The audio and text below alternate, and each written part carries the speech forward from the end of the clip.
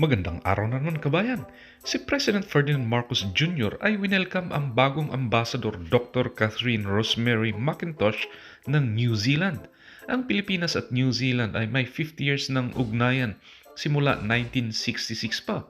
Ang New Zealand, mga kabayan, ay tinitirhan ngayon ng mahigit 100,000 na Pinoy na nagtatrabaho sa dairy farm, sa mga ospital at retirement homes, sa construction at iba pang social services, pati na sa politika.